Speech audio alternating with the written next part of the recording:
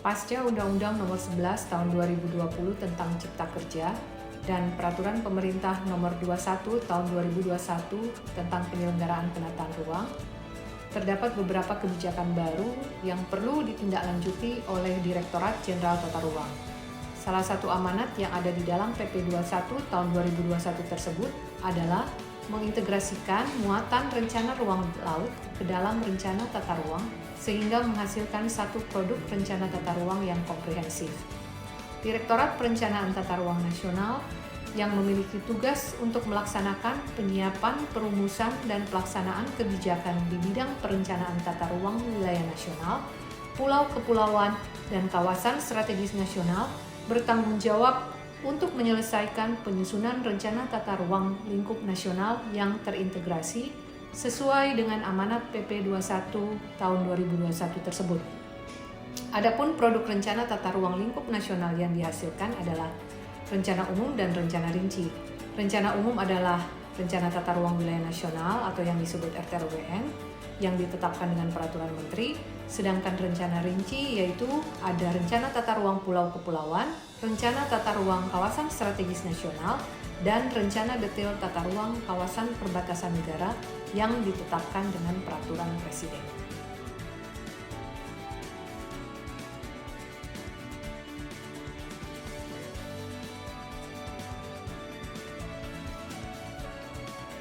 Adapun jumlah RTR nasional yang harus diintegrasikan dengan rencana ruang laut adalah sebanyak 39 rencana tata ruang nasional dengan perincian sebagai berikut. RTRWN dengan rencana tata ruang laut, RTR KSN dengan rencana zonasi KSN sebanyak 29 produk, RTR KSN kawasan perbatasan negara dengan rencana zonasi kawasan strategis nasional tertentu berupa PPKT sebanyak 9 rencana tata ruang kawasan perbatasan negara. Di dalam Permen ATR KPBN 10 tahun 2021 tersebut, proses integrasi rencana ruang laut dalam penyusunan rencana tata ruang nasional ada pada tahapan rencana perumusan konsepsi. Namun, tata cara pengintegrasiannya belum secara spesifik dijelaskan dalam permen tersebut. Perumusan konsepsi rencana tata ruang dilakukan dalam jangka waktu 4 bulan dan untuk integrasi diberikan waktu selama 3 bulan. Oleh karena itu, bagaimana kita dapat mengintegrasikannya secara cepat dengan jangka waktu yang hanya 4 bulan di dalam tahapan perumusan konsepsi rencana tata ruang tersebut sehingga bisa dipercepat. Di samping itu, di dalam Peraturan Menteri ATR Kepala BPN Nomor 14 Tahun 2021 tentang pedoman penyusunan basis data dan penyajian peta rencana tata ruang wilayah provinsi, kabupaten, dan kota, serta peta rencana detail tata ruang kabupaten kota, belum ada pengaturan mengenai basis data dan penyajian peta rencana tata ruang nasional. Oleh karena itu, pengaturan terkait hal tersebut perlu segera disusun sehingga dapat mempercepat penyusunan rencana tata ruang nasional. Di dalam proses melakukan integrasi, tentu saja dibutuhkan dialog strategis dalam bentuk kolaborasi dan kerjasama dengan kementerian lembaga terkait. Dalam hal ini, dengan Kementerian Kelautan dan Perikanan, Kementerian Koordinator Bidang Maritim dan Investasi, Kementerian Pertahanan, Badan Nasional Pengelolaan Perbatasan, dan Bappenas sebagai mitra kerja kunci yang dibutuhkan dialog strategisnya. Komitmen kolaborasi dan kerjasama ini akan memperkuat percepatan integrasi sehingga produk rencana tata ruang lingkup nasional yang dihasilkan sudah terintegrasi dan komprehensif. Produk rencana tata ruang nasional yang komprehensif akan memudahkan dalam proses pelaksanaan pembangunan untuk pertumbuhan ekonomi suatu wilayah atau kawasan dalam rangka peningkatan kesejahteraan masyarakat. Adapun output dan outcome dari proyek perubahan ini adalah 1. Tersedianya tata cara pengintegrasian rencana ruang laut dalam penyusunan rencana tata ruang nasional. 2. Tersusunnya basis data rencana tata ruang nasional. 3. Digunakannya aplikasi koordinasi sektor online untuk mempercepat proses integrasi. Sedangkan outcome-nya adalah rencana tata ruang nasional yang terintegrasi dengan sistem OSS, rencana tata ruang nasional menjadi acuan dalam pembangunan nasional, peningkatan kinerja Direktorat Jenderal Tata Ruang pada umumnya dan Direktorat Perencanaan Tata Ruang Nasional pada khususnya, dan terwujudnya One Spatial Planning Policy. Tujuan keseluruhan dari proyek perubahan ini adalah mempercepat integrasi rencana ruang laut dalam penyusunan rencana tata ruang nasional. Dalam upaya mencapai tujuan tersebut, ada 3 tahapan yang akan dilaksanakan, yaitu jangka pendek, jangka menengah, dan jangka panjang. Untuk milestone di jangka pendek adalah tersusunnya kesepakatan muatan integrasi, tersusunnya kesepakatan basis data rencana tata ruang nasional, tersusunnya surat edaran Dirjen Tata Ruang tentang tata cara pengintegrasian muatan rencana ruang laut dan ruang darat dalam proses penyusunan rencana tata ruang kawasan perbatasan negara, dan diuji cobakannya aplikasi koordinasi sektor online sebagai tools kerja bersama dengan Kementerian Kelautan dan Perikanan. Adapun manfaat dari proyek perubahan ini secara garis besar adalah untuk memberikan informasi arahan rencana tata ruang secara nasional yang terintegratif bagi pemangku kepentingan.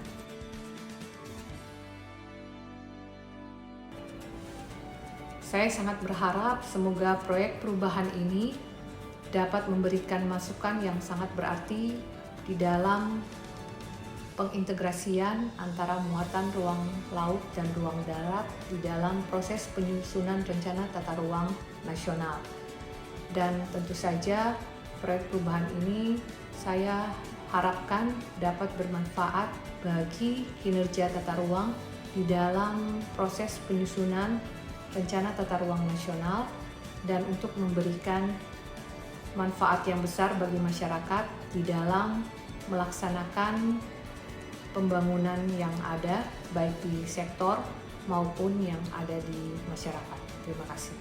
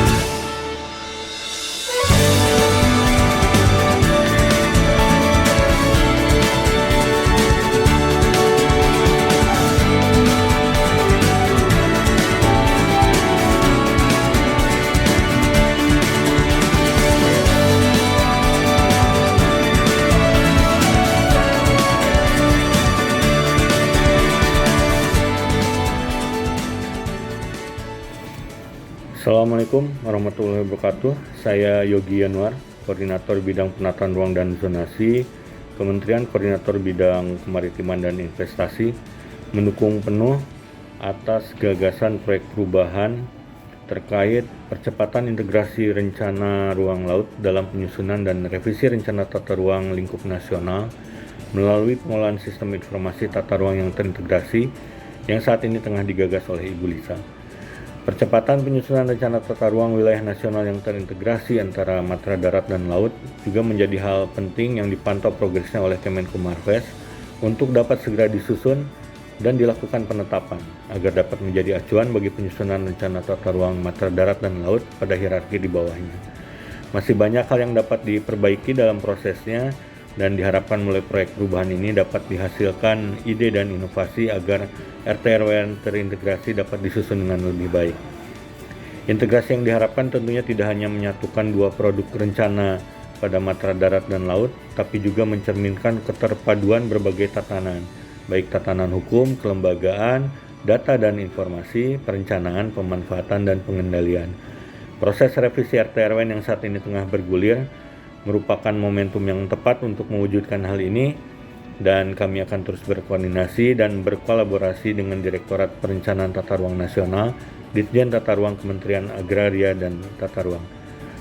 Terima kasih. Billahi taufiq wal hidayah. Wassalamualaikum warahmatullahi wabarakatuh. Saya Sofian Hasan, Jabatan Koordinator Kawasan Strategis Direktorat Jenderal Pengelolaan Ruang Laut, Kementerian Kelautan dan Perikanan, mendukung penuh atas gagasan proyek perubahan terkait percepatan integrasi rencana ruang laut dalam menyusun dan revisi rencana tata ruang lingkup nasional melalui pengelolaan sistem informasi tata ruang yang terintegrasi.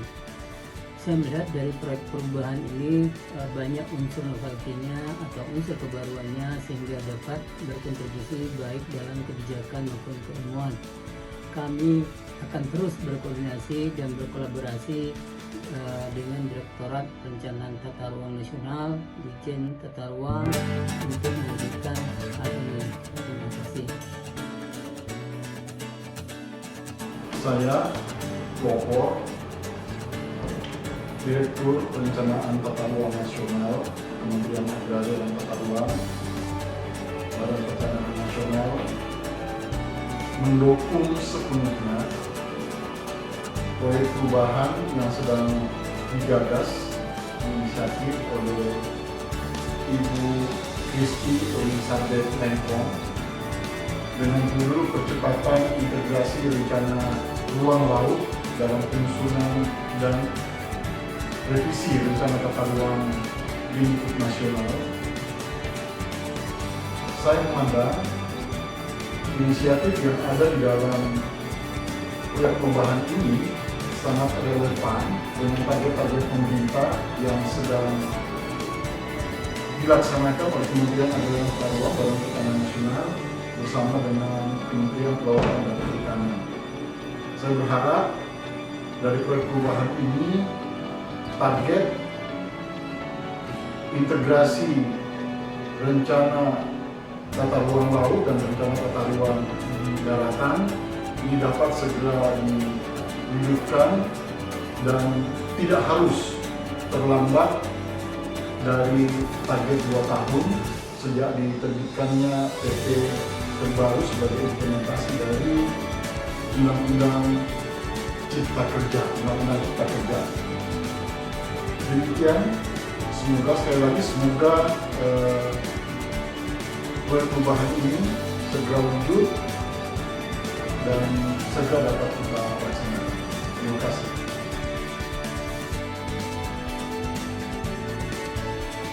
Assalamualaikum warahmatullahi wabarakatuh.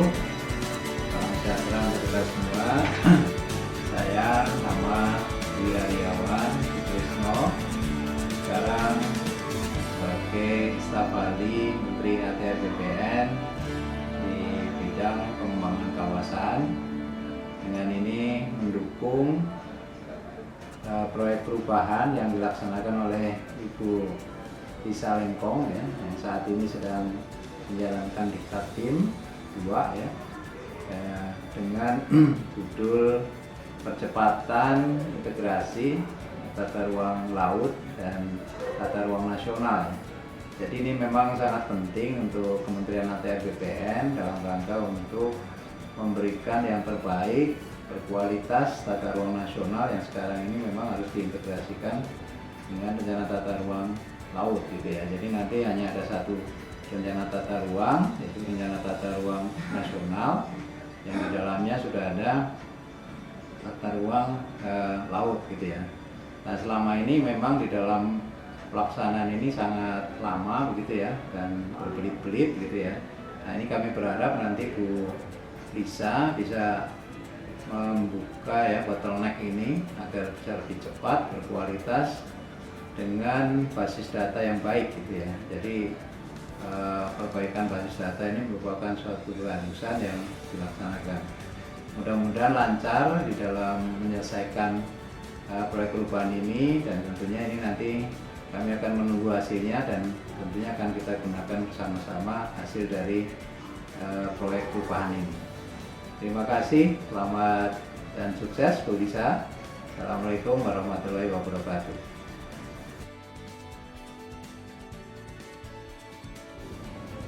Assalamualaikum warahmatullahi wabarakatuh. Selamat sore, saudara sekalian.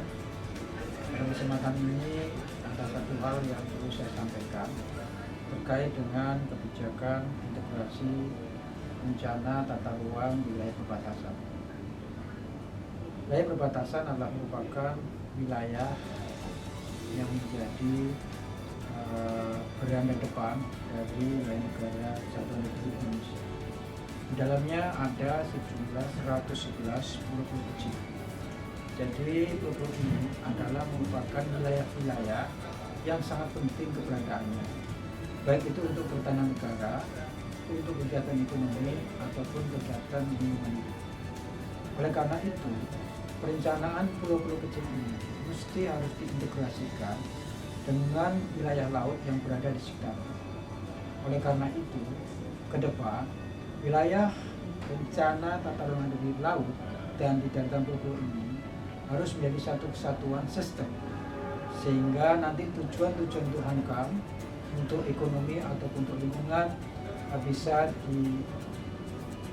direncanakan dengan secara terintegrasi dan juga optimum hasilnya, sehingga pada akhirnya masyarakat akan memperoleh kesejahteraan yang lebih baik, negara akan menjadi lebih aman dan lebih kuat karena pertahanan negara bisa bekerja dengan lebih baik, dan juga ekosistem pesisir dan pulau kecil bisa terpelihara dan bisa dilestarikan untuk anak cucu kita.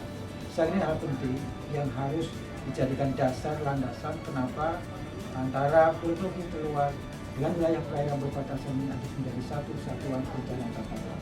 Terima kasih.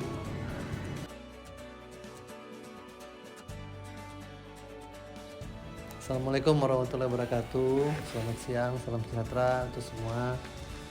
Saya Abdul Kamar Zuki, sekarang masih sebagai PLT Dirjen Tata Ruang Kementerian ATR BPN. Saya ingin memberikan pernyataan untuk mendukung beberapa orang staf Direktorat Jenderal Tata Ruang yang sedang mengambil diklat tim, terutama untuk kegiatan yang akan dilakukan, ide-ide yang dimunculkan dalam diklat tim tersebut, seperti ide yang disampaikan oleh Ibu Kristi yang membuat ide pengembangan koordinasi sektor online. Apa yang dimaksud di sini sebetulnya adalah memberikan kesempatan bagi stakeholders ataupun sektor terkait dalam memberikan masukan secara tertulis dan secara langsung pada peta digital, sehingga ini bisa direkord atau disimpan dengan baik untuk menjadi bahan analisis dan pertimbangan dalam pengambilan keputusan dalam sebelum penetapan rencana tata ruang tersebut, sehingga lebih